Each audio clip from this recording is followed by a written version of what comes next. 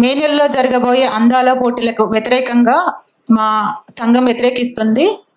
1926లో ఢిల్లీలో జరిగిన దాంట్లో మేము పార్టిసిపేట్ చేశాము. దానికి వ్యతిరేకంగా ఇప్పుడు కూడా వ్యతిరేకిస్తున్నాము.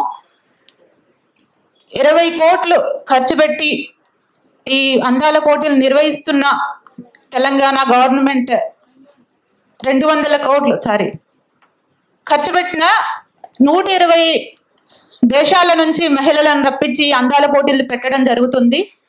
సిటీలో చాలా వరకు స్పోర్ట్స్ కాలేజ్ ఇక్కడ దోమలగూడలో ఒక నెట్తో ఇలా పడిపోయే కాలేజెస్ చాలా ఉన్నాయి. వాళ్ళకు అక్కడ ఉన్న స్టూడెంట్స్ వాళ్ళ ఇంటి దగ్గర నుంచి ఫుడ్ అవన్నీ తెచ్చుకొని వండుకొని తిని ఆ గేమ్స్ కండక్ట్ చేయడం అనేది జరుగుతుంది. అలాంటి 120 కాలేజెస్ నిర్వహిస్తే చాలు ఈ స్టేట్ గవర్నమెంట్. అలాంటివి చేయకుండా అనవసరమైన మహిళలను కించపరిచే విధంగా ఈ పోటీలు జరుపుతున్నందుకు చాలా సిగ్గుగా ఉంది.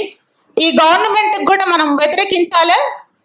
అలాగే ఎస్ఎస్సిఐ పార్టీ స్థాపించిన సిద్ధార్థ్ ఘోష్ ఒక మాట చెప్తారు, మహిళల విముక్తిని వారు తమకు తామే సాధించుకోవాల్సి ఉంటుంది, దానిని ఎవరు కానీ బహుకరించలేరు అనే మాట చాలా మంది కేవలం మహిళలే సపోర్ట్ అని కాకుండా దీనికి పురుషులు కూడా సపోర్ట్ చేస్తున్నకు ధన్యవాదాలు. ఈ పోరాటంలో మేము పూర్తి స్థాయిగా పార్టిసిపేట్ చేస్తామని చెప్తూ ఇప్పుడు